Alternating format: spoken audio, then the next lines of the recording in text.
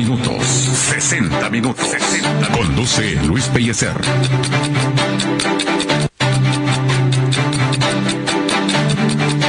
Gracias, muy buenas tardes, saludos cordiales desde nuestros estudios en la zona 15 en esta tarde, una tarde espectacular en el Valle de la Ciudad Capital con un sol radiante.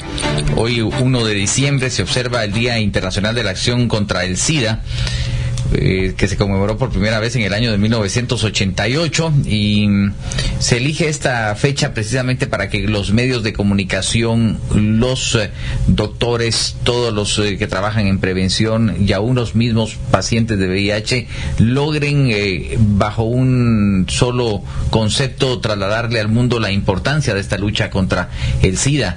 El mismo desde 1988, por tener un dato, en todos estos años ha cobrado a 25 millones de víctimas en todo el planeta, lo que hace de esta una de las epidemias más destructivas registradas en la historia.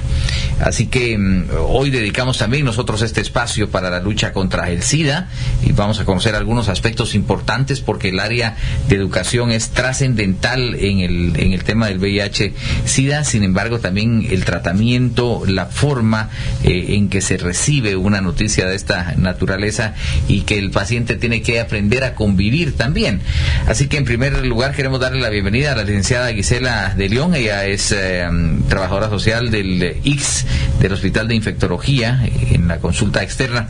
Licenciada, qué gusto tenerla con nosotros. Muy buenas tardes, bienvenida. Buenas tardes. Y bueno, después iremos hablando de la parte clínica, la parte médica, que también es muy importante, pero me decía usted, licenciada, que tiene 8 años trabajando en esta parte educativa, en la parte del tratamiento a los pacientes que acuden al ICS con este diagnóstico. ¿Qué concepto le merece a usted el tema del manejo como se le da en diferentes sectores de la sociedad? Porque uno es el que se le da a lo interno de una institución como el ICS o del Hospital de Infectología, y otra es lo que sucede en la calle, en el ideario también de las personas. Esa parte es muy importante. Cuando llegan al hospital, pues se les habla sobre en sí la enfermedad, sobre el proceso de la enfermedad, el tratamiento que van a tener y cuidados que también van a tener. Sin embargo, hay una parte en la que nosotros pues no podemos tener control. Esa ya la tiene que tener el paciente, cómo lo va a manejar fuera del hospital y en su ambiente. Como lo es comunicarle a la pareja, por ejemplo, el diagnóstico, porque temen quedarse solos. La parte laboral, si van a perder su trabajo, la familia, si los va a abandonar o los va a apoyar en todo caso, ¿verdad? Entonces hay muchos temores que las personas que tienen el diagnóstico o son recientemente diagnosticadas van a pasar. Entonces ese es un inconveniente en algún momento, porque unos prefieren ocultarse y ya no continuar con el tratamiento por no dar la información, ¿verdad? Por los temores estos que pueden vivir. Uh-huh. Es cierto que hablamos de millones de víctimas o de muertes a través de todos estos años por VIH-Sida, pero también es cierto que a lo largo de este tiempo ha cambiado la situación, de tal manera que la pregunta es el portador de VIH o el diagnosticado con VIH sinónimo de una muerte prematura o cercana. No, en este momento ya no. Tal vez hace unos años para atrás posiblemente sí, por el desconocimiento. Sin embargo, ahora ha mejorado el medicamento. Por ejemplo, antes se tomaban, cuando empecé a trabajar en esto, ¿qué les digo? 18 pastillas. Ahora ya 2 pastillas, inclusive ya hay 1 pastilla al día. Sin embargo, el mismo ambiente donde vive la persona es el que a veces ellos prefieren el abandono del tratamiento, y eso pues ocasiona que la enfermedad avance, adquieran otras enfermedades y por consiguiente la muerte, ¿verdad? Sin embargo, en este momento, como les digo yo, no se vale que se mueran contando con el medicamento ahora, actual, ¿verdad? Uh-huh. O sea que este tratamiento es vital. Sí, ese tratamiento es vital, y no solo en sí la toma del tratamiento, sino que seguir otros cuidados, como por ejemplo el no continuar teniendo relaciones sexuales de riesgo, protegerse usando el preservativo, ¿verdad? Entonces esa es una limitación que también hemos atravesado, porque son cambios que tienen que adherir a su vida: el no consumir licor, el dormir sus 8 horas, si no tienen costumbre de comer sus 3 tiempos de alimentación o un poquito más, tienen que tener ese nuevo régimen, ¿verdad? Entonces esos cambios que tienen que adherir a veces los perturba a ellos. Por ejemplo, los que les gusta, así que le digo, parrandear, ¿verdad? Entonces se recomienda que se desvelen tanto el licor. Entonces evitar eso que ha venido siendo su vida, cambiarla de repente, es un problema para ellos emocional, ¿verdad? ¿Qué frecuencia tiene el que alguien cercano a ellos también esté infectado? Frecuencia, en este caso podría ser su pareja, ¿verdad? Sin embargo, en este momento, las personas que son heterosexuales, los varones lamentablemente son las personas que más resultan con la enfermedad. Nosotros trabajamos con la persona para que le comunique, y trabajamos en base a la ley. La ley dice que tienen 10 días o 12 días, me parece, para notificarle a su pareja que tiene la enfermedad. De lo contrario, nosotros como personal de salud podemos informarle. Sin embargo, ellos no le quieren decir a su pareja. Entonces ya ahí no va a ser uno, van a ser 2 las personas enfermas, y si resulta esperando bebé, un bebé también, ¿verdad? Igual pasa con las personas que son homosexuales, que también le tiene que notificar a su pareja, independientemente sí que su preferencia sexual, le tiene que notificar a su pareja. Entonces esa también es una limitante, no le comunican a su pareja. Entonces ya resultan más personas enfermas, ¿verdad? Y son muchos los casos en los que se quedan callados y siguen con en el caso de los varones, principalmente. No debería ser al contrario. En el caso de las varones que son casados o unidos, sí tenemos mucha limitante. Las personas prefieren retirarse a decirle a su pareja. Entonces, cuando nosotros reingresan la persona al hospital y nos damos cuenta que es la persona que se fue hace rato y que abandonó el tratamiento, ya lo vemos con la enfermedad más avanzada. Y ya viene su esposo también con la enfermedad, ¿verdad? Entonces, lamentablemente, machista todavía aún tenemos mucho que ver eso, ¿verdad? Nos afecta mucho a las mujeres, ¿verdad? Por supuesto. Porque si bien es cierto, es una noticia de impacto no deseable y obviamente difícil de manejar para el que la recibe, pero también debiese tener ese grado alto de responsabilidad de comunicación. Entendemos también lo difícil de abordar el tema. Sin embargo, hay una responsabilidad sustancial ahí, porque se van multiplicando los casos. Sí, nosotros lo que tratamos es de hablar sobre la familia, el concepto de la familia, el concepto de mamá, el concepto de papá, pues, y en el caso de que sean una pareja heterosexual, ¿verdad? Porque les decimos, si él es el único que trabaja, la señora es ama de casa, si falta él, si falta ella, ¿quién se va a quedar con estos niños, verdad? Entonces vienen otras consecuencias, ¿verdad?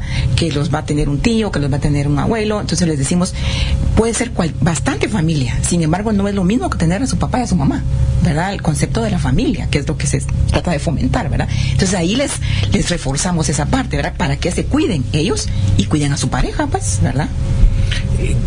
¿En qué momento ocurre este diagnóstico de ser portadores? ¿Cómo se dan los casos? Por lo regular, ellos entran con otras enfermedades, las enfermedades oportunistas, ¿verdad? O alguna otra infección de transmisión sexual. Entonces, por ejemplo, la tuberculosis es una enfermedad que lamentablemente a raíz del virus de VIH se ha ido incrementando también. Entonces, llegan con esta enfermedad, por ejemplo. Entonces, por los diagnósticos y por la enfermedad tan avanzada, les corren VIH. Entonces ahí a veces se enteran. Entonces el procedimiento no debería ser así, porque para darle un diagnóstico a una persona hay que tener una pre y post consejería, ¿verdad? Claro. Dependiendo el estilo de vida de cada persona. Entonces es bien importante en ese momento por lo regular es en la emergencia. Entonces ahí pues se cuentan con las psicólogas, que el médico le dice, acompáñeme para darle el diagnóstico al paciente, ¿verdad? Acuérdense que también son emergencias que están bastante saturadas. Entonces en la medida de lo posible se trata de hacer eso, ¿verdad? Para cualquier diagnóstico, pero más importante, ¿verdad? Claro, y aunque usted decía que se ha ido superando el tipo de tratamientos y se puede conllevar la enfermedad, antes se hablaba de determinados periodos para los portadores y también para el paciente positivo. ¿Cómo ha cambiado eso, o si permanece igual? Antes se hablaba que periodo de ventana. Bueno, se habla de periodo de ventana. Sin embargo, igual con la ciencia ha ido avanzando, entonces ya hay más oportunidad, hay exámenes más actuales, que se puede, por ejemplo, usted tuvo una relación sexual anoche y hoy quiere saber qué tiene, ya existen esas enfermedades. Sin embargo, no se recomienda también que las vendan, porque las vendían, inicialmente las estaban vendiendo. No se recomienda que se vendan así al mayoreo, son como las de embarazo, porque te tiene que tener esa preconsejería y posconsejería. ¿Qué pasa si es positivo? ¿Qué pasa si es negativo? Entonces, no se recomienda así. Sin embargo, pues se daba un tiempo, un periodo de ventana que se hablaba de 3 meses, pero ese periodo de ventana ya ha ido reduciendo. O sea que se puede saber de un día para otro con la ciencia tan avanzada. Hay unos hospitales que en este momento no le podría decir que ya manejan esas pruebas rápidas. ¿Y qué recurrencia se está observando en Guatemala con el VIH? Sí. Como le digo, yo tengo 8 años más o menos de trabajar en lo que es esa temática. Cuando yo empecé a trabajar, más o menos los pacientes estaban entre las personas viviendo con VIH, que normalmente veía de 50, 55, no era tampoco la excepción. Pero en este momento estamos recibiendo personas 19, 20, 23 años. O sea, que en sus primeros contactos sexuales ya están adquiriendo las enfermedades, ¿verdad? Entonces, la educación es bien importante, ¿verdad? Y lo ideal sería que se abstuvieran lo más que se pudiera, pero lamentablemente estamos en un medio invadido por tanta información, tanto televisión y tanta cosa, que se lanzan a su vida sexual sin paracaídas. Y entiendo que debe de haber una correlación precisamente entre los embarazos no deseados en adolescentes con esto que usted está mencionando, porque pues digamos que hay más actividad sexual entre los jóvenes de esta nueva generación. Sí, a nosotros nos piden apoyo a diferentes colegios. Para eso también está un departamento de medicina preventiva, pero es bastante la población. Entonces nos dicen en algunos lugares que no les hablemos de métodos anticonceptivos. Entonces los niños a veces se abstienen de hacernos algunas preguntas, pero lo pasamos por escrito, que nos apunte. Entonces se hacen preguntas, les enseño yo a los profesores las preguntas que nos están haciendo. Quiere decir que están activamente teniendo relaciones sexuales. Entonces, la información hay que darla.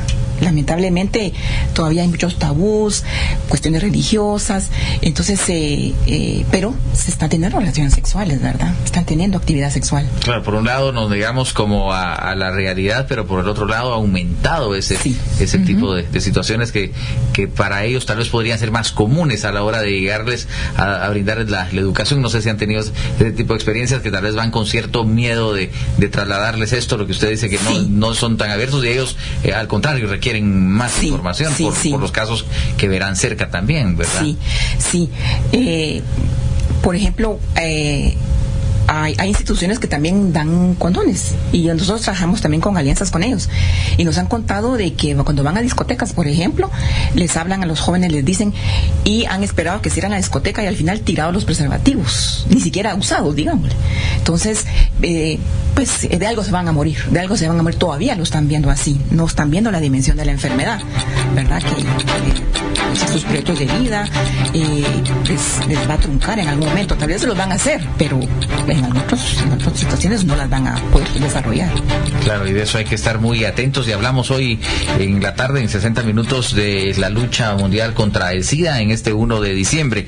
Vamos a hacer una pausa y luego seguiremos con esta interesante entrevista a la licenciada Gisela de León, trabajadora social del ICS, y incorporaremos también la parte médica en cuanto estemos de regreso. No cambie.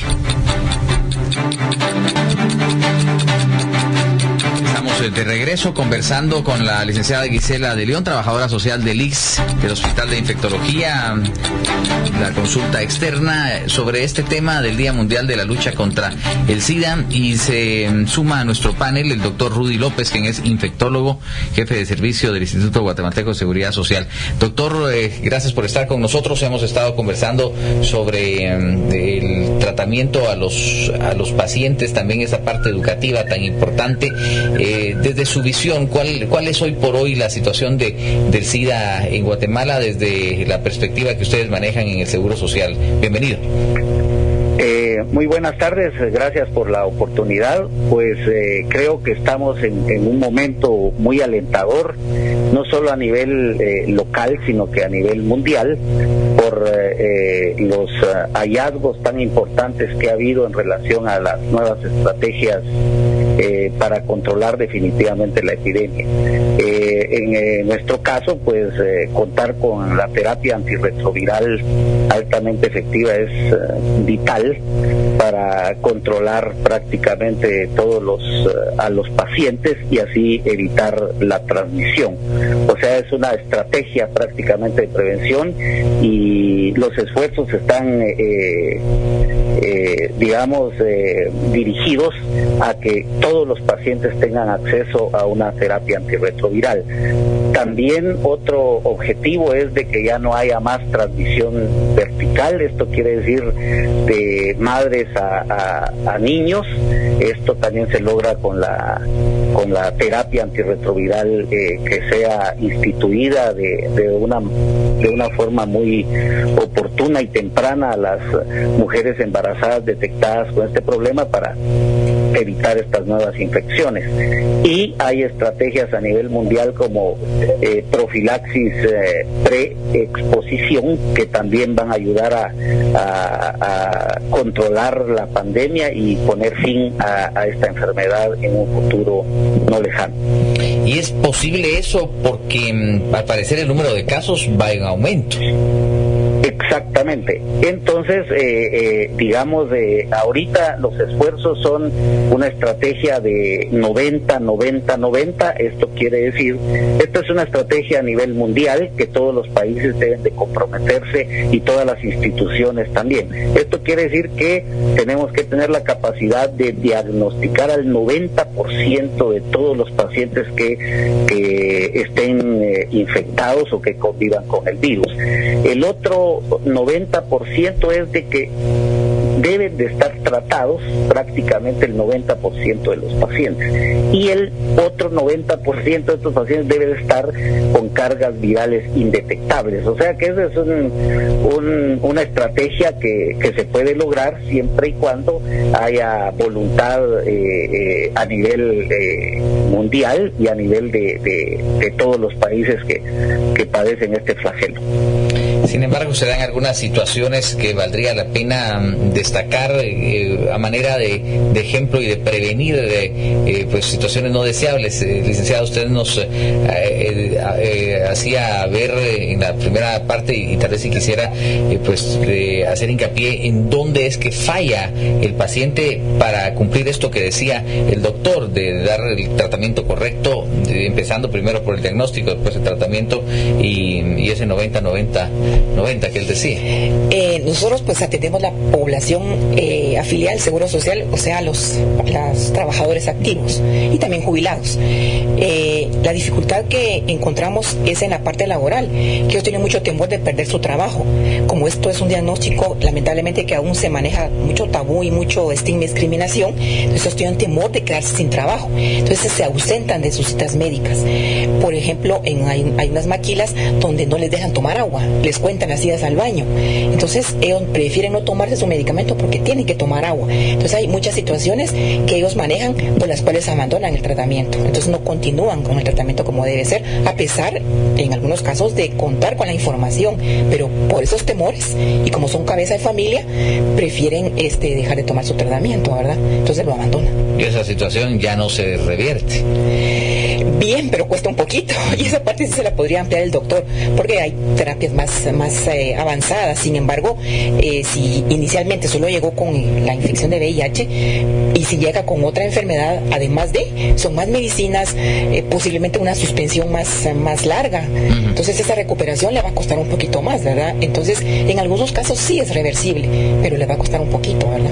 Pero doctor, ¿qué parte más difícil? Esta, la de comunicar, la que hablábamos también antes con la licenciada, al jefe, a la empresa, a la pareja, y luego pues seguir el tratamiento, porque no es un tratamiento fácil al final de cuentas, doctor. Exactamente. Siempre tratamos de manejar esto de manera muy confidencial, definitivamente, y tratamos de apoyarlos desde el punto de vista integral para que reconozcan que la única forma de controlar perfectamente la enfermedad es mediante la adherencia o el apego al tratamiento. Cuando estas estrategias de adherencia fallan por muchas razones, ahora tenemos nosotros datos de laboratorio que se llama genotipo viral, donde nos muestra a qué familias de fármacos ya se hizo resistente el virus y a qué otros fármacos puede ser susceptible. Entonces ya podemos diseñar tratamientos optimizados en función a estos test de resistencias. Entonces, pero obviamente no queremos recurrir a eso si en la primera línea de tratamiento el paciente se adhiere bien al tratamiento y es un paciente muy disciplinado, pues para lograr estos objetivos, que eso es en lo que se está enfocando todo el mundo, ¿va? Acceso a los tratamientos y tratar de tenerlos muy motivados para que la enfermedad esté bajo control todo el tiempo. Para el Seguro Social tal vez no sea un tema tan complicado, aunque entiendo que siempre hay dificultades con el tema de proveer los insumos, pero para otra persona podría resultar imposible el comprar estos medicamentos.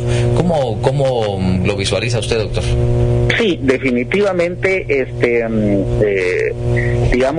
hay mucho movimiento de activismo a nivel mundial para sensibilizar a todos los países y todas las organizaciones que trabajan este tema para que haya acceso a los tratamientos. Entonces, en función a eso, pues el instituto ha sido muy responsable en tener la mayoría de fármacos disponibles hoy por hoy, y también tratar de que los pacientes también valoren esos esfuerzos. A nivel nacional, pues estos programas están subvencionados por ayuda internacional, el Fondo Global, que apoyan también este tipo de iniciativas, fundaciones también como Bill y Melinda Gates o Bill Clinton también, y otras organizaciones que están apoyando mucho investigación y acceso a terapia antirretroviral a nivel mundial, ¿verdad? Y enfocado particularmente a países tercermundistas, como le llamamos, o con escasos recursos que necesitan esa ayuda. Pero hoy por hoy la terapia antirretroviral hay que ofrecérsela a todo el mundo, ya no importa cuál es su estado inmunológico, porque la estrategia hoy es que cualquier paciente diagnosticado sea tratado, independientemente de cuál sea su condición de salud. Y de alguna manera, ¿cuál es la situación del precio de los antirretrovirales? Bueno, prácticamente los medicamentos de primera línea, pues prácticamente tienen un acceso, creo yo, adecuado para los países. Siempre hay diferencias, no es lo mismo tratarse en Estados Unidos que tratarse acá, o en México y acá, porque los precios sí varían, pero sí han habido políticas para que los países en vías de desarrollo o de recursos limitados pues puedan tener acceso. Lo que sí es cierto es de que prácticamente el 90 al 95% de los pacientes están institucionalizados. Prácticamente es muy poco el porcentaje de pacientes que se manejan a nivel privado, ¿verdad? Prácticamente, porque no solo son gastos de medicamentos, sino que también son gastos de laboratorios que deben de hacerse con cierta frecuencia, y bueno, entonces la gran mayoría prefiere mejor estar institucionalizado, tanto en salud pública como la seguridad social. ¿Quiere decir esto, doctor, que nos acercamos al esquema propuesto por las Naciones Unidas, por la OMS en torno a este 90-90-90? Exactamente, digamos que esta es una iniciativa que recién este año ha tenido vigencia y creo yo que son metas para el 2021, pero sí tiene que haber mucho compromiso general, ¿va? Pero estamos cerca de ese esquema en Guatemala. Pues prácticamente, digamos, para cumplir esta meta, yo creo que todavía tenemos mucho camino que recorrer, tenemos que mejorar muchas situaciones. Para que usted tenga una idea, se cree que en el país hay aproximadamente 100,000 personas con infección con el virus que no conocen su estatus serológico. Entonces es un esfuerzo de tamizaje prácticamente en grupos de riesgo o en un tamizaje universal, de tratar de detectar a la gran mayoría de pacientes que no estén enterados que son portadores del virus, por ejemplo, y ya con eso pues ya tener preparado insumos de medicamentos para tratar a esta gran cantidad de pacientes que seguro se van a conocer. Por supuesto, y como vamos hacia la parte final del programa, me gustaría escuchar sus recomendaciones. Empiezo con usted, licenciada Gisela de León, sobre qué recomienda usted a la población en general.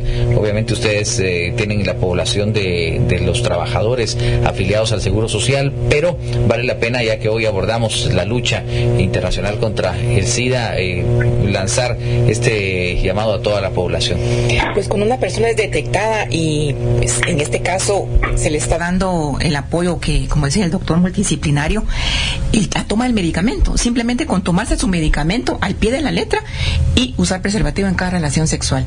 De ahí lo que se trata es que tenga su vida lo más normal posible, que siga con sus proyectos de vida, obviamente adhiriendo a algunos cambios, como por ejemplo la bebida, tomar licor, por ejemplo, eso sí definitivamente, porque el medicamento no va a funcionar, pero con el simple hecho de tomar su medicamento al pie de la letra y la cantidad que es, y usar el preservativo en cada relación sexual para no seguirse reinfectando o de todo a su pareja, ¿verdad? Entonces, esas dos indicaciones creo que son las más importantes. Hay otras, ¿verdad? Pero estas son las más importantes. Perfecto. Y doctor, desde su perspectiva como médico, ¿qué recomendaciones deja a la población y a la audiencia? Bueno, a la población en general, definitivamente estamos con un esfuerzo de diagnosticar a la gran mayoría de pacientes. Entonces, la prueba creo yo que es algo muy importante, particularmente en grupos de riesgo. Los pacientes que ya están infectados, pues es fácil entender que es un buen momento de saber que esta enfermedad ya es una infección crónica que puede tratarse adecuadamente, y que la sobrevida que alcanzan estos pacientes es prácticamente similar a la población general, y que todos los pobladores de una nación estén conscientes que ya estamos bajo el control de esta infección, y que en poco tiempo creo yo que van a estar disponibles vacunas que puedan en un momento dado evitar la infección, o sea, que inmunizar a la mayoría de la gente, y los que están en este momento bajo tratamiento, pues que estén conscientes que si está bien controlada la enfermedad, se minimiza rotundamente la transmisión del virus. Entonces, estaba revisando, ahorita hay muchas publicaciones a nivel mundial de este tema, y creo que es el mejor momento en donde todos que vemos este tipo de pacientes, pues tenemos muy buenas esperanzas de que esto sea ya algo que por fin va a ser controlado, ¿verdad? Pues esperamos que así sea. Hacia allá va la ciencia, ¿no, doctor? Esto de la vacuna parece que ya va encaminado, ¿no? Exactamente. Ahora sí, ya después de tanto esfuerzo y ya después de conocer mucho el virus, creo que ya hay algunos datos preliminares muy alentadores, y esto pues en el lugar de desanimar, pues motiva y estimula al grupo científico a por fin tratar de controlar esto de cualquier forma. Pero hoy por hoy la mejor estrategia es la terapia antirretroviral, que debe ser ofrecida a todo el mundo, y también estar muy informados de los riesgos que corremos de poder infectarnos, y mientras todas estas medidas y campañas de prevención sean masivas, creo yo que toda la población lo va a entender perfectamente. Muchas gracias, doctor Rudy López, por su participación en este programa, por los consejos y también por el conocimiento que seguramente ha llegado a oídos de nuestra audiencia. Muy buenas tardes. Gracias, y buenas tardes. Gracias, el doctor Rudy López, infectólogo, jefe de servicio del ICS. Licenciada Gisela de León, gracias por habernos acompañado también en estos estudios. Es muy importante la relación con los pacientes, pero también el respeto a aquellas personas portadoras. Doctora, con eso me gustaría terminar, porque sé que usted también tiene esa parte. Sí, se maneja mucho lo que es estigma y discriminación. Esto va relacionado con los derechos humanos, ¿verdad? Independientemente de la enfermedad, es un ser humano al cual hay que respetar, y respetarle como le decía, los derechos inherentes a todo ser humano. Entonces, eso es lo que tenemos también que reforzar, ¿verdad? Que no es un número, no es cualquier objeto, ¿verdad? Es un ser humano integral como cualquier persona que tiene deseos, tiene aspiraciones, tiene familia, tiene grupo familiar, se desarrolla como cualquier ser humano, que eso es lo que se trata, ¿verdad? Que continúe con su vida lo más normal posible, sin ponerle marcas, sin ponerle números, ¿verdad? Para que continúe él lo más normal posible y su vida pues se desarrolle como él se lo ha propuesto. Y a la población en general, pues la información, ¿verdad? Para saber cuáles son las formas de contagio, que es lo básico, ¿no? Eso es bien importante. Sin embargo, aún hay mucha limitación en que se cree que solo para determinados grupos, homosexuales, lesbianas o prostitutas. No, estamos ahorita, cualquier persona estamos propensos a adquirir la enfermedad. Entonces, se creen personas que no están en esa parte, en esos grupos, que son los que pueden adquirir la enfermedad. Entonces, hay personas que sin salir de su casa les llega la enfermedad a la casa, sin tener otras parejas, sin tener pues otras relaciones. Entonces les llega la enfermedad. Entonces no está exclusiva para determinado grupo. Estamos propensos cualquier persona a adquirirla, ¿verdad? Siempre y cuando se tenga actividad sexual, si es por la vía sexual, ¿verdad? Puede ser por un accidente laboral o una transfusión de sangre, posiblemente también. Sin embargo, el gran volumen es por la vía sexual. ¿Y a eso se refiere usted cuando dice que le puede llegar a su casa? Sí. Sin necesidad de salir, sí. No necesariamente con esos tabús de que si uso el mismo sanitario, que si uso el mismo lavamanos, eso creo que poco a poco también se ha ido aprendiendo que no es así. Sí, que los medios de transmisión, pues ya sabemos que son por sangre, por fluidos corporales y leche materna, los 3 medios. Sudor, no. Saliva tampoco. Por compartir, abrazar y besar a una persona que vive con la enfermedad no se va a adquirir. Es principalmente pues en nuestro medio por la conducta sexual, que aún se tiene el concepto de tener más parejas sexuales. Bueno, si es una persona soltera, pues el condón, que eso es lo que se maneja también, el usar el preservativo constantemente y en toda relación sexual, desde el principio hasta el final, ¿verdad? Sin excepciones. Pues muchas gracias, doctora. Son temas importantes en los que hay que seguir ahondando, y hay que seguir también, pues, como medios de comunicación, educando a la población, pero todos tenemos ese compromiso. Así que le agradecemos muchísimo, doctora Gisela de León, también por esta participación. A ustedes por habernos invitado. Gracias, amigos. Muy buenas tardes. Estamos concluyendo este programa que pues resulta de mucho interés, y ojalá pues haya sido de beneficio y de información para todos ustedes, oyentes de Radio Cadena Sonora, de Radio Sonora, que nos sumemos a esta lucha en el Día Mundial de la Lucha contra el SIDA. Recuerden que este fin de semana, viernes, sábado y domingo, tendremos la maratón del juguete. Los esperaremos con esos juguetes nuevos o usados para llevarlos a los niños que los necesitan un año más. Así que pues, su participación también será muy importante este viernes, sábado y domingo aquí en Sonora, Zona 15. Muy buenas tardes, con permiso.